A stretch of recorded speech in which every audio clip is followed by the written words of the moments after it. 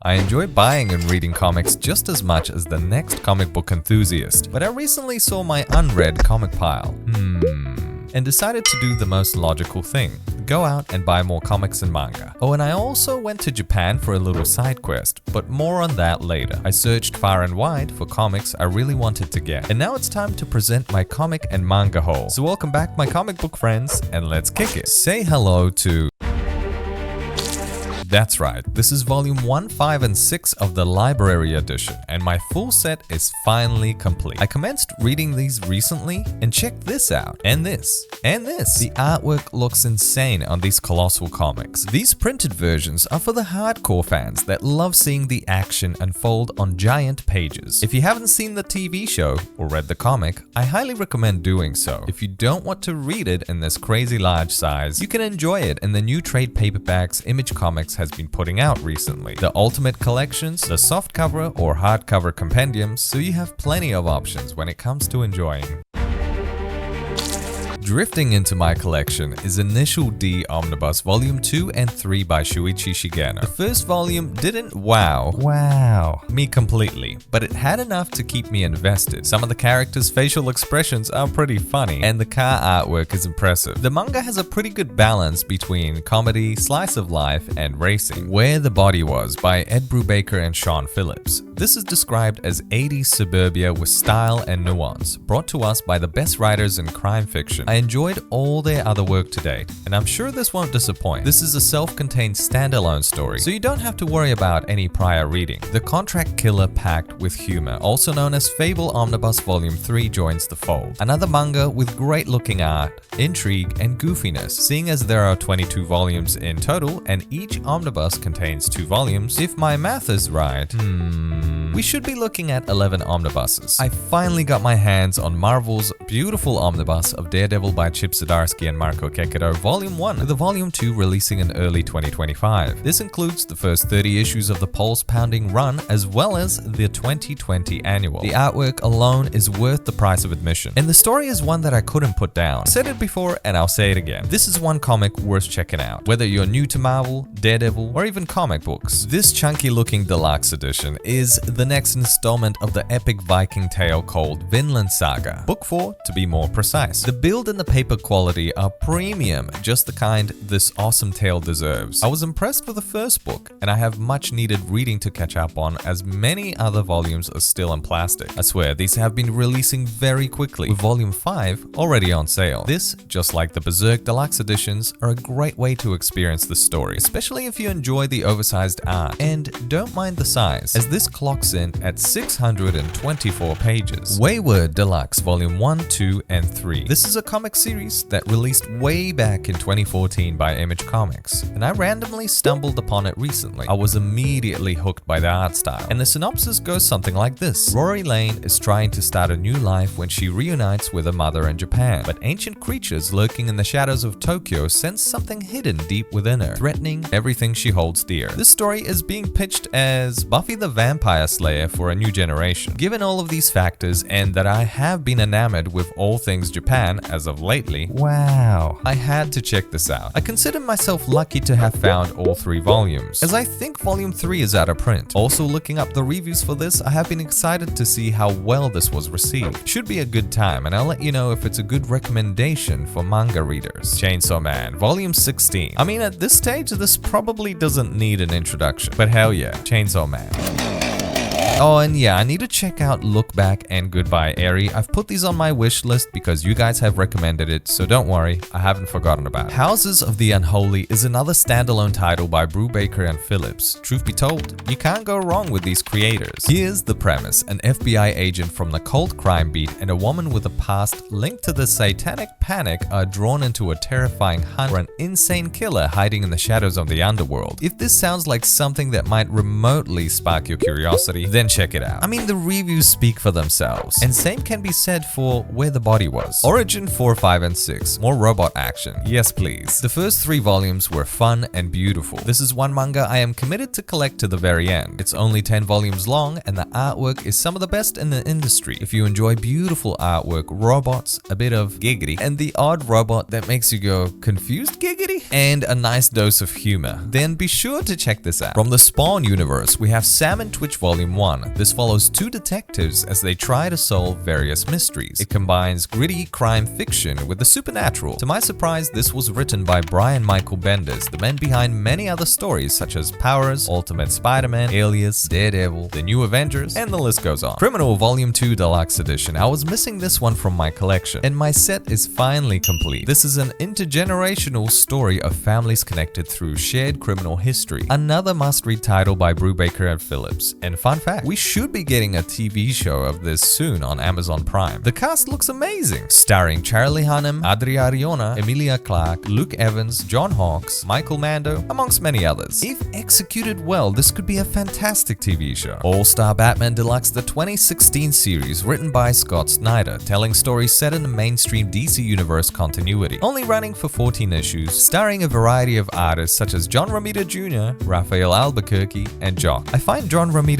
Jr.'s art style to be an acquired taste. It can come across as a little square. Philadelphia Volume 2 Deluxe. The first volume was filled with sweat-inducing tension, action, and overall great storytelling. It tells the story of a small-town beat cop who comes home to bury his murdered father. Revered Philadelphia detective James Sangster Sr., our protagonist stumbles upon a mystery that leads him down the path of unspeakable horrors. If you enjoy a good vampire story, then look no further. The art style of Jason Sean Alexander is truly half the magic. The artist captures facial expressions and sets the grim mood like nobody else, whilst Rodney Barn puts you on an exciting trajectory, pacing the story just right. Batman Black Mirror Deluxe Edition. This is where it all began for Scott Snyder at DC Comics. He made a strong first impression, and after reading this story, it's easy to see why. It's a well-told Batman story which is placed at the tail end of the first volume of Detective Comics, which ran for a whopping 881 issues, or the equivalent of 74 years. This story spans across 11 issues and is just the right amount of grim. Daredevil by Bendis Volume 1 Omnibus. It feels like I have been waiting forever for this to reprint. The legendary run is finally here. Revered by many comic book fans, this is the Daredevil comic book that kicked off a thrilling run, and I can finally read this thing. Something is Killing the Children Volume 2. You know, I just realized that this is a funny size. It doesn't quite match that of an omnibus or a deluxe edition, or even a library edition. Boom Studios are really doing their own thing when it comes to size. This story is really something else. After I experienced the first volume, I was completely hooked. The story takes place at Archer's Peak, where children go missing. It's a horror comic, but unlike anything I've experienced before, as it blends Stephen King's It with like a shonen manga like Chainsaw Man.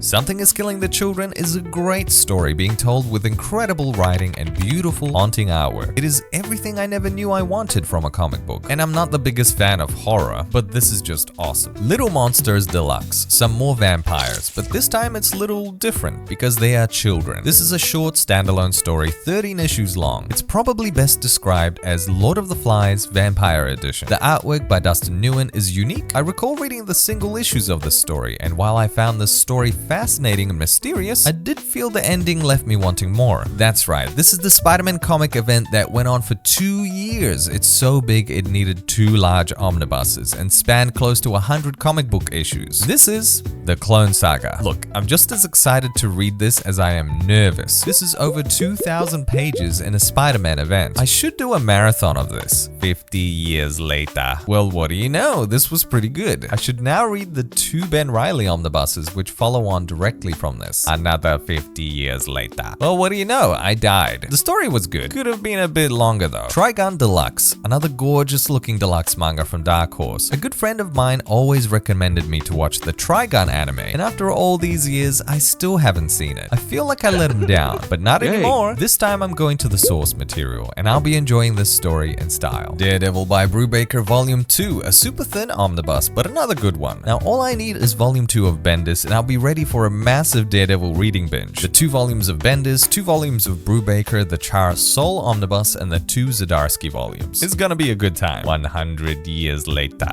Worth it. The Batman and Robin Adventures Omnibus, which which follows on from the Batman Adventures omnibus. Some of you guys may know by now, but I absolutely love the Batman the Animated series. The intro was so unforgettable and it still gives me shivers to this very day. It had an astounding amount of incredible episodes, the series was so dark and mature at times, and the music, oh, the music was so good. I'm drowning in nostalgia right now. But anyways, these comics are an extension of the cartoon, Geiger Deluxe Edition. So Jeff Johns and Gary Frank kick off the unnamed universe with the tale of Tarek Geiger, whose body has transformed into a living nuclear reactor due to unfortunate events. It's like Radioactive Man, but way cooler. Trust me. So what is the unnamed universe? This is a kind of independent superhero universe, albeit one that operates on an alt history version of America and one whose heroes are reluctantly finding their feet through the timeline. And the mention of the timeline is deliberate. Each series set in this universe takes place at a different point within US history. Redcoat takes place in the 1800s, while Geiger is decidedly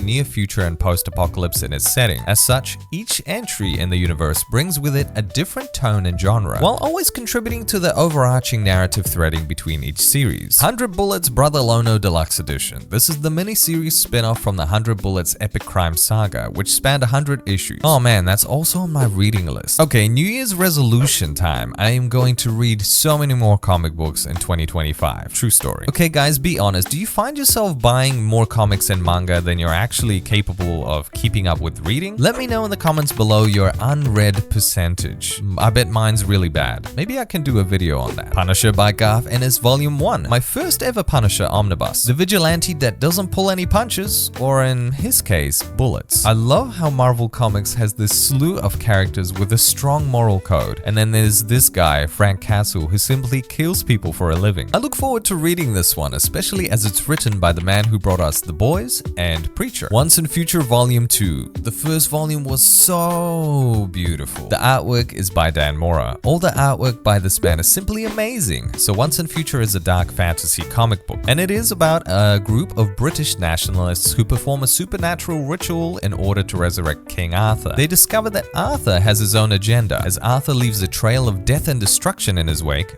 Bridget McGuire, a retired monster hunter, and a grandson, Duncan, must try to stop him before other creatures from stories begin emerging as well. If you love medieval history and comics, then this is pretty much a dream come true for you. The writer, Karen Gillan, plays fast and loose with Arthurian legend. It's a good time, and we can never have enough artwork from Dan Mora. Spawn Deluxe 6. Yeah, I like reading Spawn, and having it in this crazy oversized artwork just like is downright awesome. Dark Knight's Death Metal Omnibus by Scott Snyder. This is the grand finale involving DC's Dark Multiverse. I had lots of fun with the previous omnibus Dark Knight's Metal. Greg Capullo's artwork is super dynamic, and I enjoyed seeing the roster of sinister villains and their backstories. Now remember how I mentioned my trip to Japan earlier? Well, out of curiosity, I picked up the weekly Shonen Jump magazine. I didn't think it would be so massive, and ultra cheap too. It costs about $3 Australian dues and about $2 US. The paper quality is pretty bad though, and the colorful pages seem a little odd at first. That's a shame I can't read Japanese. This is a nice souvenir though. I also bought some volumes of Japanese manga, which to my surprise are a little bit smaller than Western prints. I have Chainsaw Man, Sakamoto Days, and Kagurabachi all volume 1s. And check this out, I love how they have dust jackets, and their covers look a little different underneath. I'm so jealous of the Japanese people because their manga costs about $4 to $5 Australian and about $2 to $3 US. Ultra cheap compared to the Western prints. Now naturally, you don't want to be buying English manga in Japan because it is so much more expensive because it's imported from places like Italy and Canada and US, wherever it is printed. But because I had some spare leftover money when I was in Japan, so I bought the following. Dun dun dun. The hype is real for this one. I enjoyed the first volume, so thank you guys for introducing this manga to me, and you inspired me to buy more of it. I got volumes 2 through to 9 of this goofy, creepy, intensely action-packed and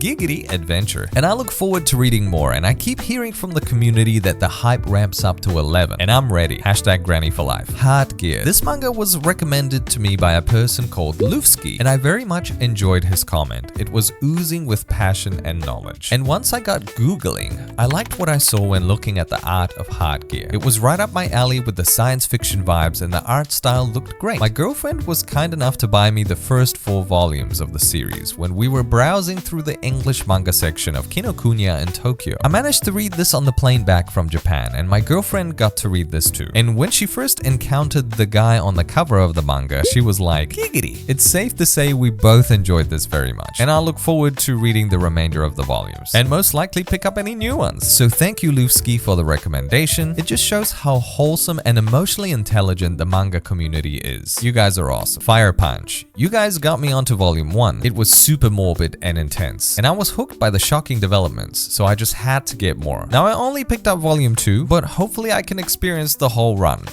Maybe sometime next year. Pluto, a recommendation from you guys. My first piece of manga by Naoki Urasawa. I wanted to find Monster, but they were missing volume 1. Now apparently this blends sci-fi with a detective story. Sounds like a great blend of genres to me. Hell's Paradise volume 5. Another manga where I would eventually like to complete the collection. I really liked the first volume. It was ultra violent, has a cool and mysterious premise, and I have a soft spot for the love interest. I have the next few volumes just staring intensely at me from the shelf. Hi. Slam Dunk Volume 1. Yes, another recommendation from you guys. I read this on the plane and so did my partner. I very much enjoyed it. I found it hilarious. The main protagonist, Sakuragi Hanamichi, was such a goofball. I love how at the beginning of the story he has no game with the girls, and yet he's such a hopeless romantic. Now my partner, on the other hand, she wasn't too impressed with the protagonist, but instead she liked this guy, Rukawa Kaede, the reserved, quiet, cool character. Oh well, hashtag Team Sakuragi baby. Now the most recommended manga by you guys, One Piece. I finally have a copy. This is the first 3 volumes to give me an initial taste. Now this manga is over 1,000 chapters long. That's well over 20,000 pages. So yeah, I'm a little bit intimidated. Another piece of advice from you guys has been to give this manga a bit of time for character development and world building. And I trust you. I understand that will be the case. So here begins my pirate adventure. Now just a little bit about my Japan adventure. The people were some of the most lovely human beings on the planet. They were polite, extremely considerate, and just straight up beautiful people outside and inside. I got to visit Osaka, Kyoto, Kobe, Kamakura, and Tokyo, and each city had so much to offer and everything felt so alive, no matter how small the city was. I had the privilege to visit the largest anime shop in the world called Animate Ikebukuro, the flagship store in Toshima, Tokyo. It was a behemoth of a store. The manga collection in there was unreal. It did have a fairly large selection of English manga, but the prices were very steep. From memory, the whole store had about 8 floors, which was insane. All in all, I really loved Japan. The food was always perfect, the public transportation was second to none, the customer service was perfection. There is a lot to do and see in Japan, and as far as holiday destinations go, it was my favorite. Hands down. Mostly because how the people made me feel and how society functions in Japan. With that in mind, thank you so much for having me, Japan. Arigatou gozaimasu. Now I want to hear from you guys. What kind of comics and manga have you been buying lately? Let me know in the comments below, and as always, a big thank you, arigatou gozaimasu, for taking the time to watch this video, and I'll catch you soon.